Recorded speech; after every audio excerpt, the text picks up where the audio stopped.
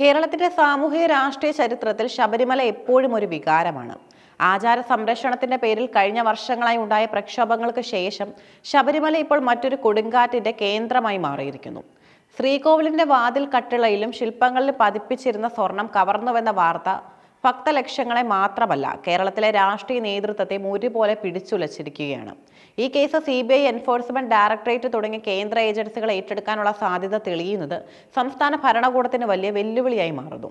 ശബരിമല ശ്രീകോവിൽ വാതിൽ കട്ടിളയിൽ ഘടിപ്പിച്ചിരുന്ന ദശാവതാരങ്ങൾ ആലേഖനം ചെയ്തിരിക്കുന്ന 2 ചെമ്പ് പാളികളിൽ നിന്നാണ് വൻതോതിൽ സ്വർണം നഷ്ടമായിരിക്കുന്നത്. പ്രത്യേക അന്വേഷണ സംഘം കോടതിയിൽ സമർപ്പിച്ച റിപ്പോർട്ട് അനുസരിച്ച് ഇത് കേവലം ഒരു ചെറിയ മോഷണമല്ല, മറിച്ച് ആസൂത്രിതമായ ഒരു കൊള്ളയാണ്. ശ്രീകോവിൽ കട്ടിളയുടെ 7 പാളികളിലെ സ്വർണം പൂർണ്ണമായും നീക്കം ചെയ്യപ്പെട്ടു. കട്ടിളയ്ക്ക് മുകളിൽ പ്രഭാമണ്ഡലം, ശിവരൂപം, വ്യാളി രൂപം എന്നിവയിൽ പൊതിഞ്ഞ സ്വർണവും കവർന്നു. ദ്വാരപാലക ശില്പങ്ങളിലെയും പില്ലർ പാളികളിലെയും സ്വർണവും നഷ്ടപ്പെട്ടവയിൽ പെടുന്നു. ഒന്നാം പ്രതി ഉണ്ണികൃഷ്ണൻ പോറ്റി, ചെന്നൈ സ്മാർട്ട് ക്രിയേഷൻസ് ഉടമ പങ്കജ് ഭട്ടാരി, ജുവലറി ഉടമ ഗോവർദ്ധൻ എന്നിവരെ കേന്ദ്രീകരിച്ചാണ് പ്രധാനമായും അന്വേഷണം നടക്കുന്നത്. പ്രതികൾ ചില സ്വർണ്ണഭാഗങ്ങൾ ഹാജരാക്കിയിട്ടുണ്ടെങ്കിലും അത് മോഷണം പോയ അതേ സ്വർണ്ണമാണെന്ന് ശാസ്ത്രീയമായി തെളിയിക്കാൻ അന്വേഷണ സംഘത്തിന് ഇതുവരെ സാധിച്ചിട്ടില്ല. ഈ തെളിവില്ലായ്മ കേസിലെ പ്രധാന ന്യൂനതയായി തുടരുന്നു. കേസ് CBI ഏൽപ്പിക്കണമെന്ന നിലപാടിലാണ് കേന്ദ്ര ഇന്റലിജൻസ് ബ്യൂറോ. കേസിൽ അന്തർസംസ്ഥാന തലത്തിലും അന്താരാഷ്ട്ര തലത്തിലും ബന്ധങ്ങളുണ്ടെന്ന സംശയവും നിലനിൽക്കുന്നുണ്ട്. കേരളത്തിലെ വിവിധ ജില്ലകളിൽ നിന്നും ശേഖരിച്ച വിവരങ്ങളുടെ അടിസ്ഥാനത്തിൽ ഈ സ്വർണം വേർതിരിച്ചെടുക്കാനും വിൽപ്പന നടത്താനും അയൽ സംസ്ഥാനങ്ങളിലെ വലിയ ശൃംഖലകൾ സഹായിച്ചിട്ടുണ്ടെന്നും കരുതപ്പെടുന്നു. സ്വർണ്ണക്കൊള്ളയ്ക്കൊപ്പം വൻതോതിലുള്ള കള്ളപ്പണ ഇടപാടും നടന്നിട്ടുണ്ടാകുമെന്ന സംശയത്തിലാണ് എൻഫോഴ്സ്മെന്റ് ഡയറക്ടറേറ്റ്. കൊല്ലം വിജിലൻസ് കോടതിയിൽ നിന്നും കേസ് ഫയലുകൾ ആവശ്യപ്പെട്ട ED ദേവസ്വം ബോർഡ് ഭാരവാഹികളിലേക്ക് അന്വേഷണം നീട്ടാൻ തീരുമാനിച്ചിട്ടുണ്ട്. കേന്ദ്ര ഏജൻസികളുമായി ഇടപെടൽ സർക്കാരിനെ സംബന്ധിച്ചിടത്തോളം വലിയ രാഷ്ട്രീയ പ്രതിസന്ധിയാണ്.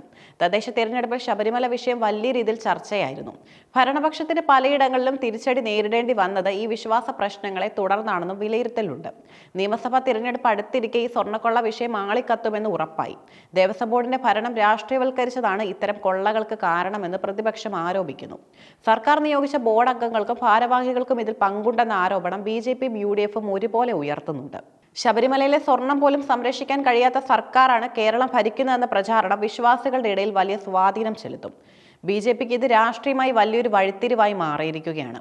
അന്വേഷണം ത്വരിതപ്പെടുത്തി രാഷ്ട്രീയ വിവാദങ്ങളിൽ നിന്നും തലയൂരാനാണ് സർക്കാർ ശ്രമിക്കുന്നത്. എന്നാൽ കേന്ദ്ര ഏജൻസികൾ കേസ് ഏറ്റെടുത്താൽ അന്വേഷണം ഭരണകക്ഷിയിലെ പ്രമുഖരിലേക്ക് നീങ്ങുമോ എന്ന ഭീതി CPMനുണ്ട്. നിലവിൽ ഹൈക്കോടതിയുടെ നേരിട്ടുള്ള മേൽനോട്ടത്തിലാണ് പ്രത്യേക അന്വേഷണ സംഘം പ്രവർത്തിക്കുന്നത്. സംസ്ഥാന പോലീസ് മേധാവി ഹൈക്കോടതിയിൽ കൈമാറുന്നതോടെ CBI അന്വേഷണത്തിന്റെ കാര്യത്തിൽ അന്തിമ തീരുമാനമുണ്ടാകുമെന്നാണ് പ്രതീക്ഷ.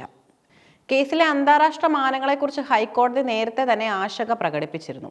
ചെന്നൈയിലെ സ്മാർട്ട് ക്രിയേഷൻസിൽ എത്തിച്ചാണ് സ്വർണം വേർതിരിച്ചതെന്ന കണ്ടെത്തൽ കേസിലെ ഗൂഢാലോചനയിലേക്ക് വിരൽ ചൂണ്ടുന്നു. ക്ഷേത്രത്തിനുള്ളിലെ ജീവനക്കാർ മുതൽ പുറത്തുള്ള സ്വർണ്ണ വ്യാപാരികൾ വരെ നീളുന്ന ഈ ശൃംഖലയെ പുറത്തു കൊണ്ടുവരാൻ പ്രാദേശിക പോലീസ് സംവിധാനത്തിന് പരിമിതികൾ ഉണ്ടെന്ന് CBI വാദിക്കുന്നു. ശബരിമല ദശലക്ഷക്കണക്കിന് ഭക്തരുടെ വിശ്വാസ കേന്ദ്രമാണ്. അവിടെ നടക്കുന്ന ചെറിയൊരു ക്രമക്കേട് പോലും ഭക്തരിൽ വലിയ അമർഷമുണ്ടാക്കും. അയ്യപ്പസ്വാമിയുടെ വിഗ്രഹത്തിനും ശ്രീകോവിലിനും നേരെ നടന്ന ഈ കയ്യേറ്റം വിശ്വാസത്തോടുള്ള വെല്ലുവിളിയായാണ് കാണപ്പെടുന്നത്. ഇത് കേവലം ഒരു സാമ്പത്തിക കുറ്റകൃത്യമായല്ല, മറിച്ച് ഒരു ജനതയുടെ വിശ്വാസത്തെ മുറിപ്പെടുത്തിയ സംഭവമായാണ് ഭരണസംഘടനകൾ ഉയർത്തിക്കാട്ടുന്നത്. ശബരിമല സ്വർണ്ണക്കൊള്ള കേസ് വരും ദിവസങ്ങളിൽ കേരള രാഷ്ട്രീയത്തിലെ ഏറ്റവും വലിയ ചർച്ചാ വിഷയമാകും. CBIയും EDയും ഒരേ സമയം അന്വേഷണം ആരംഭിച്ചാൽ അത് സർക്കാരിന്റെ പ്രതിച്ഛായയെ സാരമായി ബാധിക്കുകയും ചെയ്യും. അന്വേഷണം ദേവസ്വം ബോർഡിലെ ഉന്നത തലങ്ങളിലേക്ക് നീങ്ങുമോ അതോ രാഷ്ട്രീയ നേതാക്കളിലേക്ക് എത്തുമോ എന്നതിനെ ആശ്രയിച്ചിരിക്കും കേരളത്തിന്റെ രാഷ്ട്രീയ ഭാവി. ഏതായാലും ശബരിമല എന്ന പുണ്യഭൂമിയിലെ അഴിമതി കഥകൾ നിയമസഭാ തിരഞ്ഞെടുപ്പ് ഗോതയിൽ വലിയൊരു പോരാട്ടത്തിന് വഴിവെക്കുമെന്നതും ഉറപ്പാണ്. ശബരിമല ശ്രീകോവിലെ സ്വർണ്ണക്കൊള്ള കേസ് കേവലം ഒരു പ്രാദേശിക മോഷണമല്ലെന്നും ഇതിന് അന്തർസംസ്ഥാന തലത്തിൽ വലിയൊരു മാഫിയ ബന്ധമുണ്ടെന്നുമാണ് കേന്ദ്ര ഏജൻസികളുടെ വിലയിരുത്തൽ. കേന്ദ്ര ഇന്റലിജൻസ് ബ്യൂറോ നൽകിയ റിപ്പോർട്ട് അനുസരിച്ച് ക്ഷേത്രത്തിലെ സുരക്ഷാ സംവിധാനങ്ങളെ മറികടന്ന് നടന്ന ഈ കൊള്ളയ്ക്ക് പിന്നിൽ ഗൂഢാലോചനയുണ്ട്. ചെന്നൈ, ബെല്ലാരി തുടങ്ങിയ സ്ഥലങ്ങളിലേക്ക് സ്വർണം കടത്തിയതായും അവിടെയുള്ള ലാബുകളിലും ജുവലറികളിലും വെച്ച് ഇത് വേർതിരിച്ചതായും കണ്ടെത്തിയിട്ടുണ്ട്. ഈ സാഹചര്യത്തിലാണ് അന്വേഷണം CBI ഏറ്റെടുക്കണമെന്ന ശുപാർശ ശക്തമായത്. സാമ്പത്തിക ഇടപാടുകളെക്കുറിച്ച് അന്വേഷിക്കുന്ന എൻഫോഴ്സ്മെന്റ് ഡയറക്ടറേറ്റ് ഇതിനോടകം തന്നെ സജീവമായി കഴിഞ്ഞു. കൊല്ലം വിജിലൻസ് കോടതിയിൽ നിന്നും കേസുമായി ബന്ധപ്പെട്ട FIRഉം മറ്റ് രേഖകളും ED കൈപ്പറ്റിയത് അന്വേഷണത്തിലെ സുപ്രധാന ഘട്ടമാണ്. ക്ഷേത്രഭരണവുമായി ബന്ധപ്പെട്ട ഉന്നതരും ദേവസ്വം ബോർഡ് ഭാരവാഹികളും EDയുടെ നിരീക്ഷണത്തിലാണുള്ളത്. സ്വർണ്ണക്കൊള്ളയിലൂടെ സമാഹരിച്ച തുക കള്ളപ്പണമായി വെളുപ്പിക്കാൻ ശ്രമം നടന്നോ എന്നാണ് ED പ്രധാനമായും പരിശോധിക്കുന്നത്. കോടതി നടപടികളിലേക്ക് നോക്കിയാൽ ഹൈക്കോടതിയുടെ നേരിട്ടുള്ള മേൽനോട്ടത്തിലാണ് നിലവിൽ പ്രത്യേക അന്വേഷണ സംഘം പ്രവർത്തിക്കുന്നത്. എന്നാൽ IBയുടെ റിപ്പോർട്ട് കൂടി കോടതി പരിഗണിക്കുന്നതോടെ കേസ് CBIക്ക് വിടാനുള്ള സാധ്യതയേറി. തൊണ്ടി മുതൽ പൂർണ്ണമായും കണ്ടെത്താനാവാത്തത് പ്രതികളുടെ മൊഴികളിലെ വൈരുദ്ധ്യവും നിലവിൽ അന്വേഷണ സംഘത്തിന് വെല്ലുവിളിയാകുന്നുണ്ട്. കോടതിയുടെ അന്തിമ തീരുമാനം വരാനിരിക്കുന്ന നിയമസഭാ തിരഞ്ഞെടുപ്പിലും വലിയ രാഷ്ട്രീയ ചലനങ്ങൾ ഉണ്ടാകുമെന്നതും ഉറപ്പാണ്.